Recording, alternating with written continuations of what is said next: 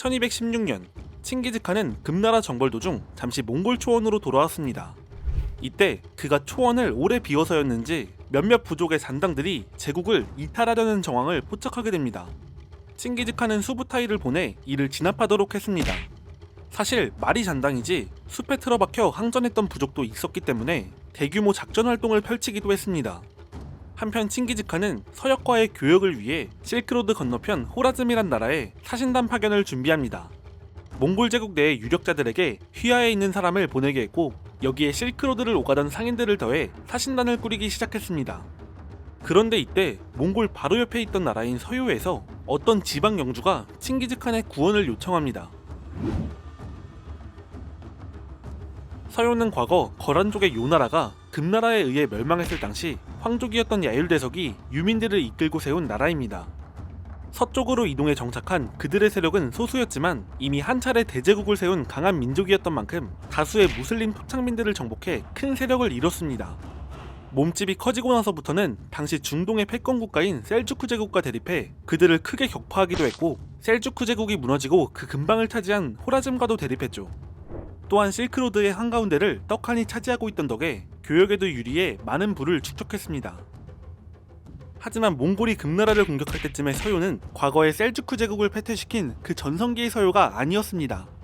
호라즘과의 전투에서 연이어 패배했으며 호라즘이 이전까지 정기적으로 공물을 바치는 것을 거부하는 등 국력이 쇠약해지고 있었죠. 또한 동쪽에선 몽골이 초원을 통일하고 서하와 금나라를 침공하는 등 주변 지역의 정세 또한 심상치 않게 돌아갔습니다. 그런데 이런 서요에 도대체 무슨 일이 있었기에 칭기즈칸의 도움을 요청한 것일까요? 칭기즈칸이 초원을 통일하고 얼마 지나지 않았을 때인 1208년 몽골에 패배한 나이만족의 왕자 쿠출룩은 초원에서 도망쳐 서요에 망명했습니다. 당시 서요의 황제였던 야율징로고는 자신의 세력을 끌고 온 쿠출룩을 환대했는데요. 그는 자신의 딸을 쿠출룩과 결혼시켜 쿠출룩을 사위로 삼기까지 했습니다. 당시 서요의 힘이 약해지고 있었을 때라 전투력이 뛰어난 유목민족의 합류는 서요에 있어서 큰 도움이 되었습니다. 그런데 쿠출룩은 여기서 더 나아가 자신이 뿔뿔이 흩어진 나이만족의 전사들을 규합해 황제에게 봉사하겠다고 말했고 야율징로고는 그것을 허락하게 됩니다. 쿠출룩은 주변 지역에서 자신의 전사들을 규합했습니다. 다만 그는 황제인 야율징로고에게 봉사할 마음은 전혀 없었죠. 그는 서요의 황제자를 탐냈고 심지어 서쪽의 호라즘 왕과 접촉해 자신의 쿠데타를 지지하고 인정한다면 서요의 서부 국경지대를 호라즘에 양도하고 정기적으로 공물을 바치겠다는 미략까지 맺었습니다. 쿠출룩은 곧바로 수도 발라사곤으로 돌입해 황희를 찬탈했습니다. 황희를 찬탈한 쿠출룩은 피지배층에 대한 지배력을 확고히 하기 위해 그들을 강압적으로 통치하는 한편 무슬림들을 폭력적으로 탄압했습니다. 왜냐면 쿠출룩이 무슬림을 싫어했거든요. 그는 사람들이 나이만족이 믿었던 네스토리우스교로 개종할 것을 강요했습니다. 네스토리우스교는 기독교의 일파 중 하나로 당시 몇몇 유목민족도 믿었는데 쿠출룩은 개종을 거부하는 사람들을 죽이고 재산을 강탈하는 등의 만행을 저질렀습니다. 처음엔 자신이 네스토리우스교의 교리로 무슬림을 개종시키려고 했지만 무슬림 법학자에게 토론으로 져버렸고 개종 시도는 종교 탄압으로 변화했습니다. 쿠출룩을 토론으로 패배시킨 무슬림 법학자는 화형당했습니다. 이슬람교에서는 화형을 금기시하기 때문에 일부러 그랬다고 볼 수 있겠네요. 쿠출룩은 지배층인 거란족이 불교를 믿는 것은 허용했지만 인구의 대다수를 차지하는 피지배층이 대부분 무슬림인 상황에서 갑자기 그들에게 네스토리우스교를 강제하는 종교 탄압을 벌였고 결국 그것은 전국적으로 엄청난 반발을 불러왔으며 지방의 한 영주가 칭기즈칸에게 구원을 요청하는 사태로까지 이어진 것입니다. 구원 요청을 받은 칭기즈칸은 도망친 쿠출룩의 행방과 서요의 정세에 대한 소식을 접했습니다. 그는 즉시 제베에게 2만의 병력을 주며 서요를 토벌하고 쿠출룩을 사살할 것을 명령했습니다. 당연히 서요에서는 쿠출룩의 나이만 세력 외에 제대로 된 방어를 하지 않았습니다. 서요 각지에선 몽골군의 진군 소식에 대항하지 않고 성문을 여는 등 자발적인 투항이 이어졌고 몽골은 점령지에서 종교의 자유와 이전까지의 관습을 유지할 것을 선언했습니다. 몽골의 침공 소식을 접한 쿠출룩은 공격을 피해 도망갔습니다. 하지만 추격대가 뒤쫓았고 그에 항전했으나 결국 몽골에 패배하고 전사했습니다. 1218년 서요는 멸망했습니다. 한편 칭기즈칸은 유력자들 휘하의 사람과 실크로드의 상인들을 모아 사신단을 꾸려 호라즘으로 보냈습니다. 호라즘은 과거 셀주크 제국이 약해졌을 때 호라즘 지역 총독이 창건한 왕조인데요. 초기에는 왕족 간의 내분으로 나라가 혼란했지만 군주 테키시가 왕위를 주장한 이복 동생을 축출하며 나라를 안정시켰고, 이란 북동부 지역부터 서부 지역까지 정복하며 순식간에 중동의 강자로 떠올랐습니다. 테키시가 죽고 뒤를 이은 무함마드 2세 때는 서요로부터 트란스옥시아나 동쪽 지역을 빼앗고 주변 왕조를 멸망시켜 사마르칸트를 차지했으며 지금의 파키스탄 지역까지 진출하는 등 제국의 영토를 최대로 넓혔습니다. 그가 정복한 땅이 워낙 방대했기 때문에 주변에선 그를 제2의 알렉산더 대왕 또는 지상에 나타난 알라의 그림자라 부르기도 했습니다. 호라즘 제국은 그야말로 최전성기를 누리고 있었습니다. 그런데 어느 날 이런 그들에게 동쪽의 몽골에서 대규모 사신단이 찾아오게 됩니다. 몽골에서 출발한 450명 규모의 사신단은 호라즘 국경지역 도시인 오트라르에 도착했습니다. 오트라르의 영주인 가이르칸은 교역과 우호관계를 위해 찾아온 사신단을 환영하며 맞이했는데 여기서 문제가 발생했습니다. 몽골의 사신단 중 가이르칸과 안면이 있던 한 힌두인이 있었는데 그가 가이르칸에게 칭호가 아닌 이날축이라고 이름을 불렀고 자신이 칭기즈칸의 사신이라는 것에 자신만만해져 그에게 예의를 지키지 않았습니다. 이에 가이르칸은 매우 분노해 사신단을 모두 붙잡아 감금해버렸습니다. 그리고 이 사실을 무함마드 2세에게 알렸습니다. 소식을 들은 무함마드 2세는 사신단을 모두 죽이고 그들이 가진 재물을 빼앗으라고 명령했습니다. 이때 무함마드 2세의 지시가 오트라르에 도착하기 전에 가까스로 성에서 빠져나와 사신단의 운명을 알게 된 사람이 있었는데 그는 곧바로 호라즘을 떠나 칭기즈칸에게 이 일을 고했습니다. 칭기즈칸은 이 소식을 듣고 크게 분노했습니다. 하지만 당시 몽골은 금나라와 영혼의 맞다이를 벌이던 중이었기 때문에 호라즘으로 새로운 전선을 펼 이유도 여유도 마땅치 않았습니다. 곧 머리를 식힌 칭기즈칸은 무함마드 2세에게 처형의 책임이 있었지만 그 책임을 오트라르의 영주 이날축에게 한정시키고 화평을 요구하는 사신을 보냈습니다. 또한 사신단이 교역대금으로 가지고 있던 금과 은의 양도 어마어마했기 때문에 사건에 대한 사과와 배상도 요구했습니다. 하지만 칭기즈칸에게 다시 돌아온 것은 수염이 밀린 사신들이었습니다. 정근대 사회에서 수염은 남성성의 상징이었기 때문에 이것은 당시 관념상 엄청난 모욕이었습니다. 칭기즈칸은 자제할 수 없을 정도로 분노가 폭발했습니다. 그는 사신단을 위해 복수할 것을 다짐했고 호라즘의 무함마드 2세에게 선전포고를 했습니다. 분노에 휩싸인 칭기즈칸은 단 4만의 병력만을 무칼리에게 넘겨 금나라 전선을 담당하도록 했고 그 외의 모든 장군과 병력을 호라즘 방향으로 재배치했습니다. 결국 직접 호라즘의 전성기를 이뤄냈다는 무함마드 2세의 자신감과 그의 호전성이 칭기즈칸의 군대를 호라즘으로 불러냈습니다. 양측이 전쟁 상태에 돌입하고 몽골이 전쟁을 준비하자 무함마드 2세는 몽골에 선제 공격하기로 결정합니다. 그는 자신이 직접 군대를 이끌고 아들인 잘랄루딘과 함께 국경지대로 향했습니다. 이때 그는 국경지역에서 메르키트와 키르기즈족을 공격하는 한 몽골 부대를 발견하는데요. 무함마드 2세는 곧바로 그 몽골 부대를 향해 돌격했습니다. 한편 수부타이는 칭기즈칸의 명령으로 국경지역에서 몽골에 저항하는 부족들을 토벌하고 있었습니다. 그런데 그때 호라즘 방향에서 대군이 몰려왔습니다. 무함마드 2세는 호라즘과 우호관계를 맺고 교역을 하려던 칭기즈칸의 첫 번째 사신단을 몰살시켰고 두 번째 사신은 수염을 잘라 돌려보냈습니다. 이에 칭기즈칸이 전쟁을 선포하자 그는 선제 공격을 위해 군대를 이끌고 국경지대로 향했습니다.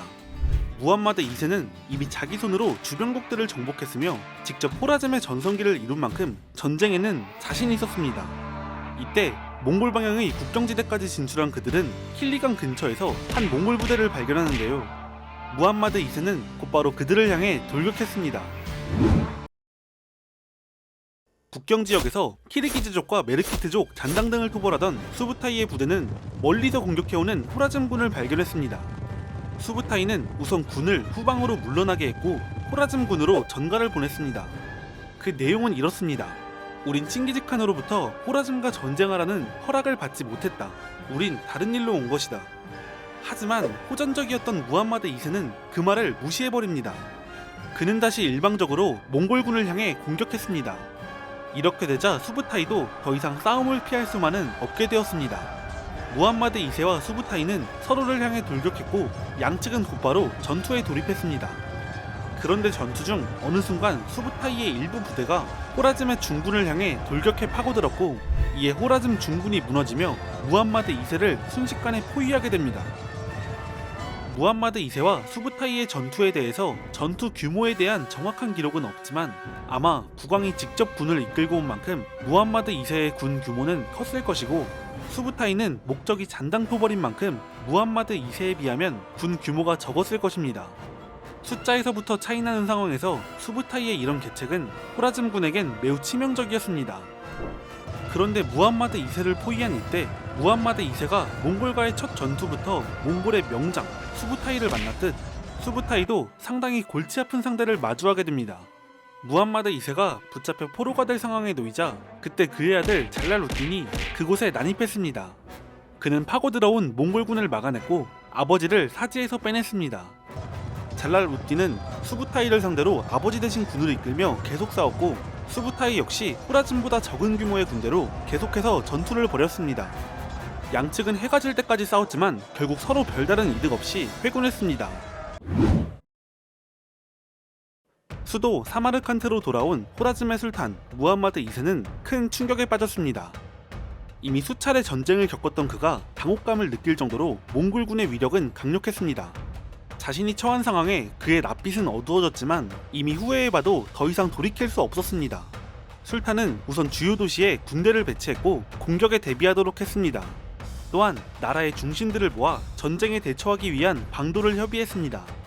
아무다리아 강을 해자로 삼아 싸우는 방안 등 소극적인 의견들이 오갔고 잔뜩 겁먹어 있던 술탄은 그 의견들을 받아들였습니다. 이때 잘랄우딘은 가능한 군사를 끌어모아 한방 싸움을 벌이자고 말했는데요. 만약 술탄이 마음을 정하지 못한다면 자신이 직접 군대를 이끌고 출전하겠다고 말했습니다. 하지만 이 의견은 받아들여지지 않았습니다. 호라즘의 40만 대군은 각 지역에 나뉘어 성체와 요새에 배치됐습니다. 결과적으로 이것은 큰 실책이었죠. 몽골의 병력이 15만이었던 것을 생각했을 때 분산 배치는 자칫 각계격파로 이어질 수 있었습니다.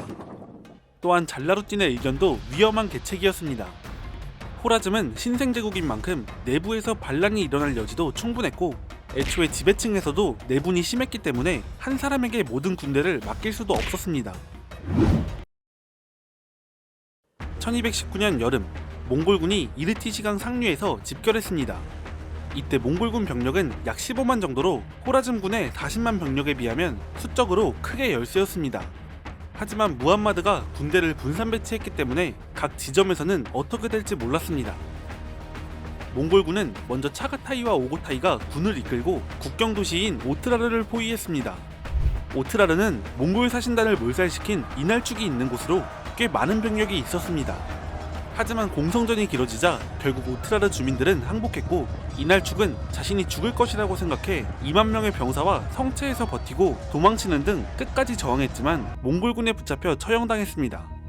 일설엔 그의 얼굴에 은을 녹여 들이붓는 잔인한 방식으로 처형되었다고 합니다.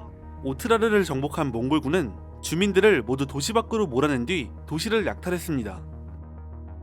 한편 두 아들에게 오트라르를 공략하도록 한 칭기즈칸은 맏아들 주치에게는 시르다리아강 하류의 양기켄트 방향으로 공격을 지시했습니다. 그리고 일부 부대는 시르다리아강 상류의 바나카트 방향으로 진격시켰습니다. 이때 주력군을 이끈 칭기즈칸은 전략적으로 큰 결정을 하게 되는데요.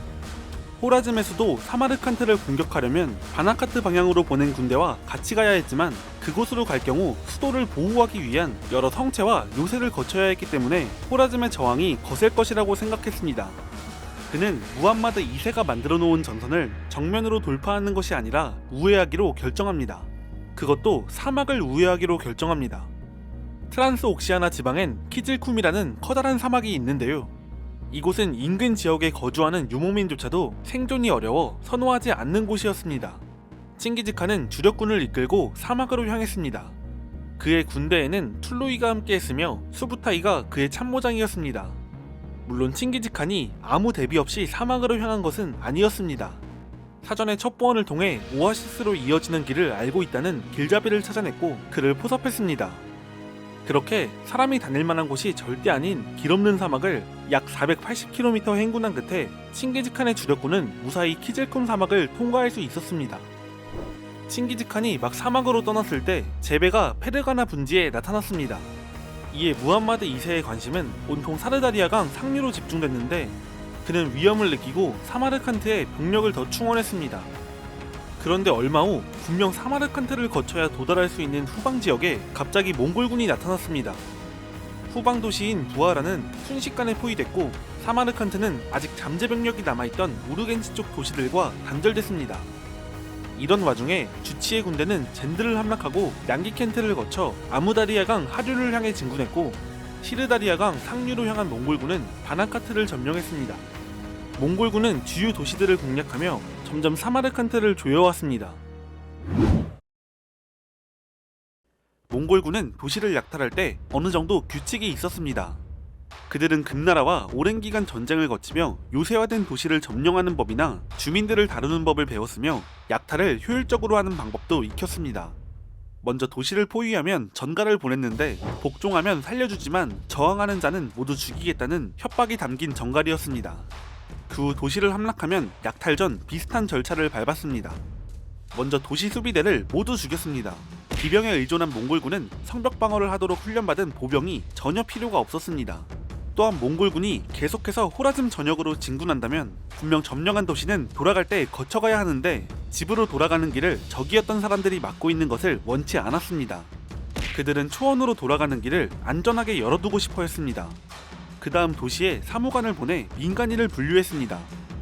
몽골은 크게 보면 전쟁과 목축, 사냥에 특화되어 있었기 때문에 상인, 낙타를 모는 사람, 여러 언어를 할 줄 아는 사람, 그리고 각종 기술을 가진 장인 등을 필요로 했습니다. 이렇게 분류하고 남은 나머지 사람들은 따로 모아 도시 공격에 이용했습니다. 그들은 짐을 나르거나 요새 공사에서 땅을 파거나 인간 방패 역할을 하거나 돌격해 해자를 메우는 일을 했습니다. 이런 일도 하지 못하면 죽여서 버리고 갔습니다. 도시의 권력자들은 최악의 운명을 맞이했습니다. 보통 유럽이나 중동에서 전쟁이 벌어지면 귀족끼리는 서로 죽이기보단 잡아두었다가 몸값을 받고 풀어주는데요. 그러나 몽골군은 저항하는 권력자들 대부분을 죽여버렸고 항복하면 죽이지 않았지만 그들에게 돌아가는 특혜는 없었습니다. 이런 와중에 대부분의 지역에서 몽골군이 다른 지역으로 이동하면 반란을 일으키는 경우가 많았기 때문에 많은 지배층이 비참한 최후를 맞이했습니다. 이렇게 지배층이 죽어나간 결과 호라즘의 기존 사회체제가 무너지면서 결과적으로 미래의 저항 가능성을 최소화시킬 수 있었습니다. 칭기즈칸의 우회 공격은 호라즘에 있어서 엄청난 타격이었습니다. 호라즘이 싸우기 위해 준비해놓은 전선은 몽골군의 주력군을 잡아놓지 못했죠. 후방에서 칭기즈칸에게 포위된 부하라의 군대는 2만 명이었는데 주민들은 몽골군의 성문을 열어주었습니다. 도시에 진입한 몽골군은 주민들이 성문을 열어주었기 때문에 그들을 죽이진 않았지만 주민들을 징발해 요새에서 항전하던 수비대를 상대로 싸우게 했습니다. 결국 요새에서 항전하던 부하라의 수비대는 전멸했습니다. 이렇게 부하라를 공략한 칭기즈칸은 다시 부하라의 주민들 중에서 젊은이들을 선발했습니다. 그리고 그들과 함께 군대를 이끌고 호라즘의 수도 사마르칸트로 향했습니다. 칭기즈칸은 각 부대의 진격 방향을 나눠 호라즘을 공격하는 한편 자신은 직접 키질쿰 사막을 건너 무방비 상태의 적 후방을 공격했습니다. 그는 부하라를 함락시켰고 부하라에서 징용한 병사들을 이끌고 호라즘의 수도 사마르칸트로 향했습니다. 사마르칸트에 배치된 호라즘군의 병력은 약 11만으로 칸글리족을 포함한 6만 명의 투르크 병력과 5만 명의 타지크 병력이 있었습니다. 그 외에도 그곳에는 술탄의 대신과 귀족, 도시의 평민들도 셀 수 없을 정도로 많았습니다. 또한 성체의 성벽이 견고해 몇 겹의 벽을 쌓았고 해자를 강물과 연결시켜놨습니다. 몽골군이 오트라르를 공격할 때 그들은 이미 이 사마르칸트의 견고함에 대해 들었고 주민들은 몽골군이 사마르칸트를 공격한다면 사마르칸트 정복에만 수년이 걸릴 것이라고 말할 정도였습니다. 칭기즈칸은 이에 대응해 먼저 주변을 깨끗하게 만들었습니다. 때문에 부하라를 먼저 공격했던 것이었고 뒤이어 사마르칸트 주변의 작은 도시와 마을을 공격해 종속시켰습니다. 물론 반항하지 않는다면 해를 가하지 않았습니다. 1220년 칭기즈칸은 호라즘의 수도 사마르칸트에 도착했습니다. 오트라르를 함락시킨 두 아들 차가타이와 오고타이도 사마르칸트에 도착해 합류했습니다. 그들은 사마르칸트의 성벽을 둘러보며 공략할 방책을 생각했는데 그러던 중 술탄 무함마드 2세가 사마르칸트에 없다는 사실을 알게 됩니다. 칭기즈칸은 즉시 제베와 수부타이에게 3만의 병력을 나눠준 뒤 술탄을 뒤쫓게 했습니다. 그러면서 칭기즈칸은 호라즘 정복이 3년이면 완수될 것이라고 예측해 무함마드 2세 추격 임무의 기한 역시 3년으로 정했고 추가적인 상황에 따른 구체적인 대처법과 정복지를 어떻게 대우해야 할지를 둘에게 알려줬습니다. 칭기즈칸은 사마르칸트에 모인 병력과 징용대를 모두 전개해 도시 성벽을 포위했습니다. 이때 호라즘의 병력 일부가 몽골군과 싸우기 위해 성 밖으로 나왔지만 서로 소모전만 이어지자 퇴각했습니다. 이어서 칭기즈칸이 직접 말에 올라 정군에 다시 포위를 명령했고 공성전이 시작됐습니다. 사마르칸트 주민들은 두려움 속에 저항했지만 몽골군은 그 견고한 사마르칸트의 성벽을 무너뜨려버렸고 곧 몽골의 대군이 도시로 쏟아져 들어왔습니다. 도시 안에서 격렬한 전투가 이어졌지만 결국 호라즘의 군대는 항복했고 사마르칸트는 몽골군에 함락되었습니다. 몽골군의 약탈 방식은 사마르칸트에도 그대로 적용되었습니다. 주민들을 필요에 따라 분류했고 남은 주민들은 다시 병사로 쓰기 위해 징발했습니다. 또한 호라즘의 수비대와 장군들을 죽였는데 이때 호라즘을 대신하고 투항한 약 3만 명의 칸글리족 병사에 대한 처우는 조금 달랐습니다. 보통 몽골은 투르크인이나 타지크인 같은 투항한 유목민 기병대는 살려서 흡수했는데요.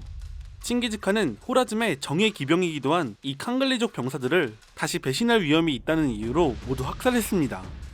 칭기즈칸은 초원을 통일하기까지 배신으로 큰 위험을 겪은 적이 많았기 때문에 배신을 통해 이득을 보려는 이들을 결코 용인하지 않았습니다. 이렇게 사마르칸트를 정리하고 나니 사마르칸트의 남은 인구는 이전 인구의 4분의 1밖에 되지 않았습니다. 한편 부하라와 사마르칸트의 함락 소식을 들은 호라즘의 술탄은 서둘러 니샤푸르로 이동했습니다. 이미 수부타이와 싸웠던 몽골과의 조우전 이후로 계속해서 걱정과 우울감에 시달렸던 술탄이었기 때문에 그는 근심에서 벗어나기 위해 니샤푸르에서 술과 환락에 몰두했습니다.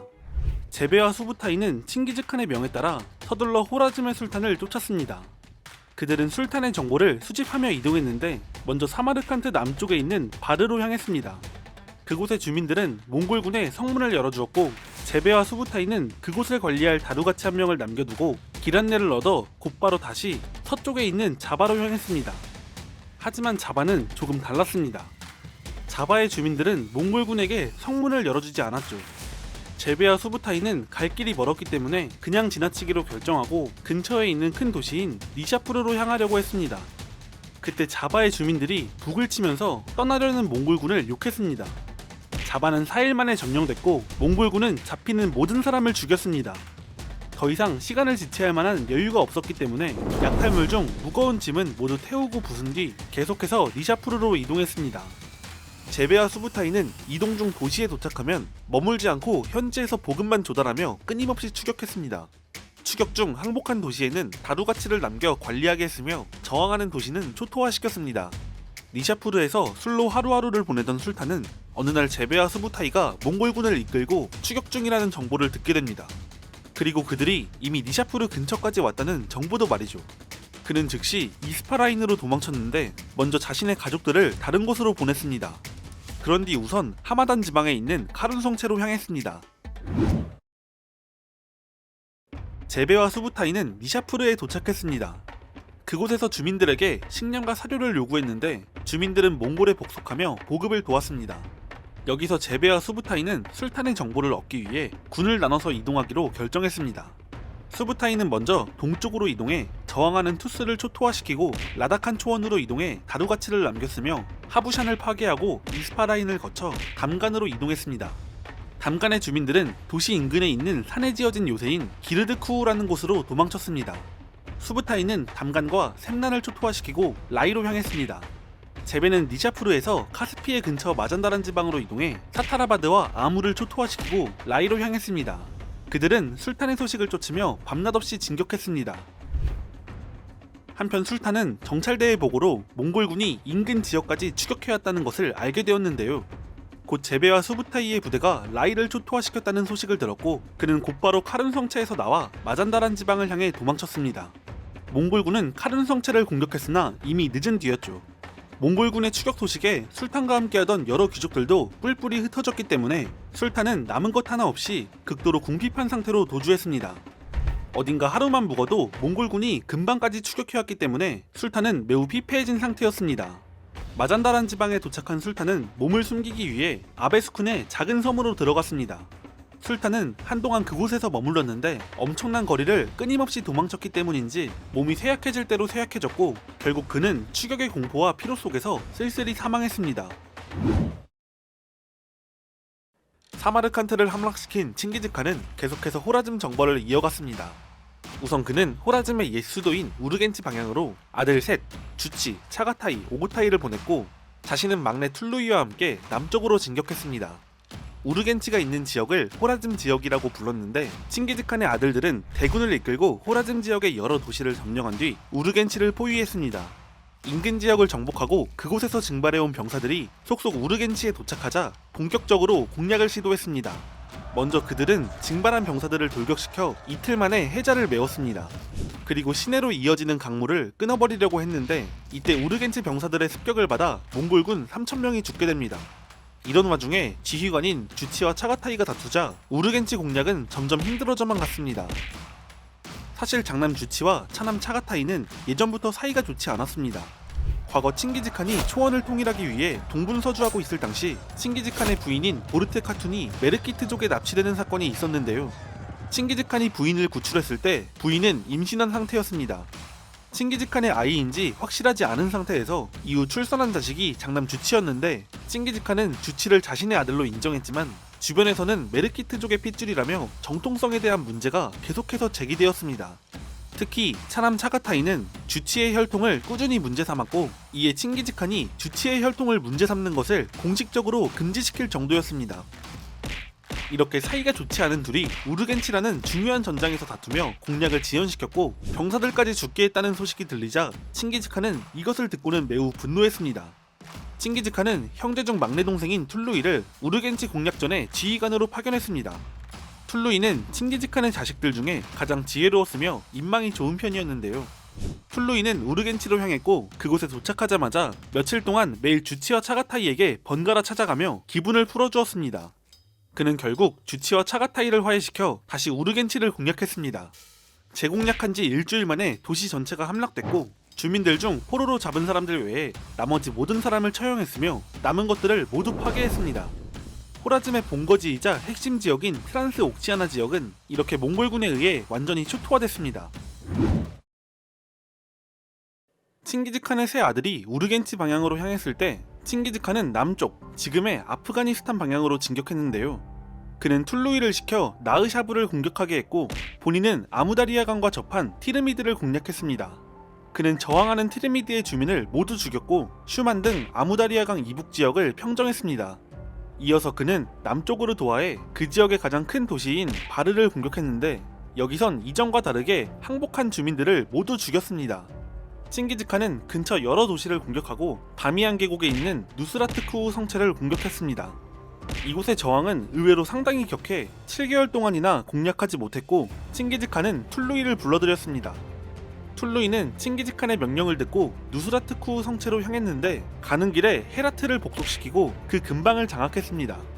칭기즈칸은 합류한 툴루이와 함께 다시 한번 성체를 공략했습니다. 한편 술탄 무함마드 2세의 아들 잘라루띠는 몽골군의 공격을 피했는데 그 와중에 그는 사람을 시켜 아버지의 유해를 수습해 가져오도록 명령합니다. 잘라루띠는 국토의 주요 지역이 날아간 상황에서 이제 몽골에 대한 대반격을 준비하기 시작했습니다.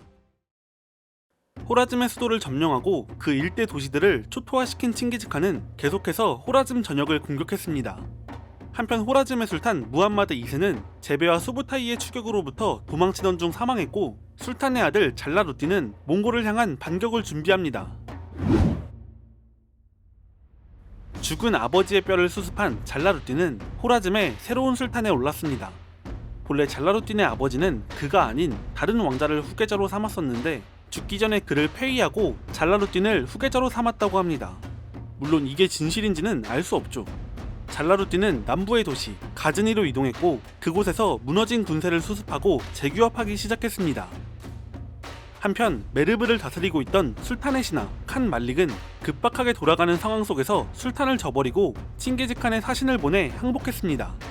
칭기즈칸은 항복을 받아주어 부하 장수들이 메르브에 해를 가하지 못하도록 했는데 제베와 수부타이는 그곳을 그냥 지나쳤지만 토쿠차르라는 한 장수가 법령을 어기고 메르브를 약탈하게 됩니다. 이에 대해 칸 말릭은 칭기즈칸에 선물을 보내며 항의했지만 동시에 안전에 대해 고민하게 됩니다. 그런데 때마침 술탄의 아들 잘라루틴이 가즈니로 왔고 각지의 호라즘 병사들이 그곳으로 모여들고 있다는 소식을 접하게 됩니다. 칸 말릭은 잘라루틴에게 당신에게 가고 싶습니다 라는 전가를 은밀히 보냈습니다. 잘라루틴이 이것을 허락하자 칸 말릭은 다시 술탄이 파르원에 주둔하면 제가 그곳으로 가겠습니다 라고 전가를 보냈고 주변의 칸글리족 집단에게도 전가를 보내 파르원으로 가도록 했으며 자신도 메르브에서 빠져나와 그곳으로 향했습니다.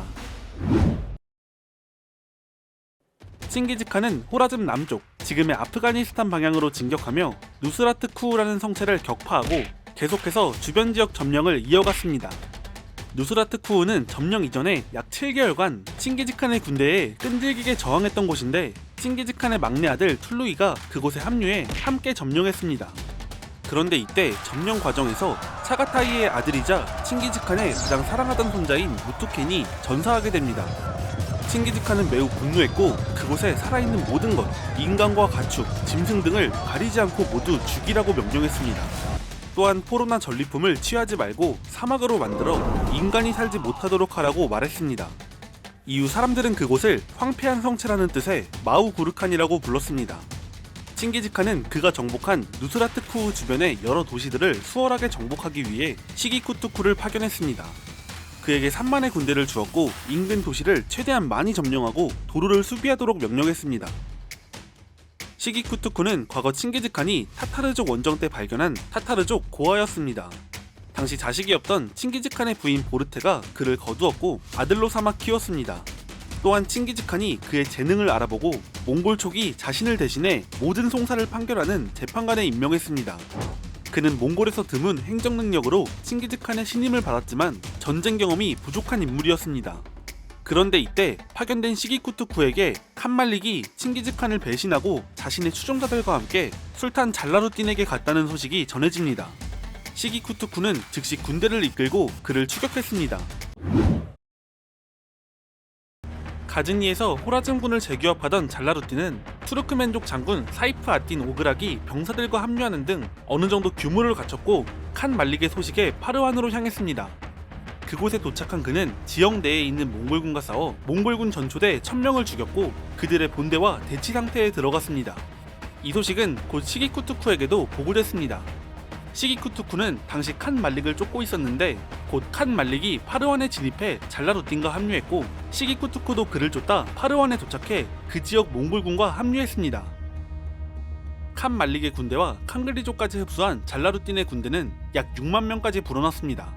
그는 군의 우익을 칸 말릭에게 위임하고 좌익은 사이프 아딘 오그락에게 맡겼으며 자신은 중군을 맡았습니다. 이제 그는 급조된 군대로 약 3만의 몽골군을 상대해야 했습니다.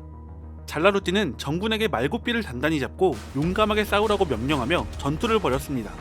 하지만 첫날은 결판을 내지 못했고 양군 모두 자기 진영으로 철수했습니다. 그날 밤 몽골군은 인형을 만든 다음 예비말 위에 올려 마치 사람이 타고 있는 것처럼 보이게 했는데요. 다음날 잘라루틴의 병사들이 그것을 봤을 때 그들은 몽골군의 지원대가 왔다고 생각했고 모두들 겁을 먹어 도망치려고 했습니다. 이때 잘라루틴은 몽골군의 수를 간파하고 우리의 군대가 많다고 말하며 병사들을 진정시켰습니다. 그러곤 우익과 좌익을 펼쳐 몽골군을 포위하자고 병사들에게 외쳤습니다. 호라즘군의 북이 울리며 잘라루틴은 직접 군대를 이끌고 몽골군을 향했고 양측이 서로 충돌했습니다. 호라즘군은 2배 많은 병력을 이용해 침착하게 포위망을 펼쳤고 곧 몽골군을 완전히 포위했습니다. 시기쿠투쿠는 상황이 안 좋게 돌아가자 군대를 돌려 퇴각하려 했지만 적의 포위망으로 인해 퇴각할 수 없었습니다. 결국 몽골군의 진영이 완전히 붕괴해 병사들이 사방으로 도망치며 패주하기 시작했습니다. 파르완 평원에는 바닥에 파여있는 홈이 많았기 때문에 말이 넘어져 많은 몽골 병사들이 낙마했고 초원을 벗어나도 산과 협곡으로 둘러싸여 있어 쉽게 도망치지 못했습니다. 결국 추격하는 호라즘군에 많은 몽골 병사들이 죽었습니다. 이 파르완 전투는 몽골군이 패배한 최초의 전투였습니다. 한편 몽골군은 칭기즈칸이 누스라트쿠 성체가 있던 바미안 지역을 초토화시켰고 주치어 차가타이는 호라즘 지역을 정복했으며 톨로이는 메르브와 니샤푸르 등의 도시가 있는 호라산 지역을 정복하고 돌아왔습니다. 그들은 여름을 맞아 모두 모여 휴식을 취하고 있었는데 이때 파르완에서 망신창이가 된 시기쿠투쿠가 돌아왔습니다. 사지에서 빠져나온 시기쿠투쿠는 칭기즈칸에게가 파르완에서 있던 일을 보고했습니다. 칭기즈칸은 화가 났지만 그것을 드러내지 않았고 시기쿠투쿠에게는 이번 전투를 좋은 경험으로 삼고 조심하라고 말했습니다. 그러면서 휴식을 취하고 있던 전군에 출정 준비를 하라고 명령했습니다. 곧 엄청난 수의 군대가 잘라루틴을 치기 위해 움직이기 시작했습니다. 파르완 전투에서 승리한 호라즘군은 몽골군이 가지고 있던 많은 전리품을 취했습니다. 그런데 전리품 분배 중 우익을 맡았던 칸 말릭과 좌익을 맡은 사이프 아틴 오그락이 아라비아말 한 피를 두고 서로 다퉜습니다. 칸 말릭은 채찍으로 오그락의 머리를 후려쳤고 오그락은 매우 화가 나 그날 밤 자신의 병력을 이끌고 그곳에서 이탈했습니다. 이렇게 급조된 군대가 분열하기 시작했고 그 와중에 칭기즈칸이 직접 대군을 이끌고 그를 쫓아온다는 소식이 전해졌습니다. 잘라루틴은 당장 그를 막을 방도가 없었기 때문에 우선 가즈니로 향했고 인더스강을 건너 도망쳐 기회를 노리기로 마음먹었습니다. 칭기즈칸은 파르안과 가즈니를 거쳐 전속력으로 추격했습니다. 그 사이 잘라루틴은 새벽에 인더스강을 건너기로 하고 배를 준비했습니다. 칭기즈칸은 그날 밤 쉬지 않고 달려 호라즘군을 포위했고 해가 떴을 때 잘라루틴은 자신이 인더스강을 등지고 완전히 포위됐다는 사실을 알았습니다. 칭기즈칸은 잘라루틴을 최대한 생포하라고 명령했고 두 군대가 맞붙었습니다. 몽골군은 칸 말릭이 맡은 호라즘 우익을 집중 공격해 많은 병사를 죽였고 도망치는 칸 말릭을 사살했습니다. 우익에 이어 좌익도 빠르게 무너졌습니다. 중군에 있던 잘라루틴은 정예병 700명과 함께 죽을 각오를 하고 새벽부터 정오까지 쉴 새 없이 싸웠습니다. 생포하라는 명령 때문에 몽골군은 화를 쏠 수 없어 그들은 포위망을 더 강하게 좁혔습니다. 잘라루틴은 있는 힘을 다해 싸웠지만 몽골군을 도저히 이길 수 없었습니다. 그는 더 이상 희망이 없다고 판단했죠. 그는 말에 올라타 한순간 몽골군을 물러나게 했고 방패를 등에 메고 강에 뛰어들어 인더스강을 순식간에 건넜습니다. 당시 기록에는 번개처럼 강을 건너 맞은편에서 칼을 강물에 씻었다고 하는데 그것을 본 칭기즈칸은 매우 놀라 입을 다물지 못했다고 합니다. 칭기즈칸은 그를 가리키며 아들들에게 그런 아버지에게서 저런 아들이 나오다니 라고 그를 칭찬했고 추격을 위해 강을 건너려는 병사들을 그만두게 했습니다. 파르완 전투의 승리와 잘라루틴의 망명은 호라즘 여러 도시에 영향을 미쳤습니다. 소식을 들은 몇몇 도시가 다루가치를 죽이고 반란을 일으켰죠. 하지만 모두 몽골군에 진압당했고 배신한 도시였기 때문에 주민들은 전부 학살당했습니다. 칭기즈칸의 호라즘 원정결과 호라즘 도시 중 8알이 파괴당했고 수많은 백성들이 학살당했습니다. 특히 귀족층은 괴멸에 가까운 피해를 입었습니다. 도망친 술탄 잘라루틴에게는 추격대를 붙였지만 인도 북부의 더위를 견딜 수 없어 추격대는 소득 없이 복귀했습니다. 1223년부터는 정복지 관리를 시작했습니다. 몽골에 저항하지 않는 한에서 종교의 자유를 인정했고 호라즘 전역에 다루가치를 파견했습니다. 그해 금나라 전선을 담당하던 무칼리가 죽었고 칭기즈칸은 병사들을 쉬게 한 뒤 초원으로 복귀하기로 결정했습니다. 한편 잠시 과거로 돌아가 잘라루틴이 술탄 무함마드 2세의 유해를 수습하고 막 가즈니로 향했을 때 제베와 수부타이는 술탄 무함마드 2세의 사망과 잘라루틴의 이동을 칭기즈칸에게 보고했습니다. 그리고 최초의 칭기즈칸이 3년 안에 술탄을 죽이고 킵차크 초원을 경유해서 몽골로 돌아오라고 했던 만큼 그들은 계속해서 카스피해를 돌아 진격했습니다.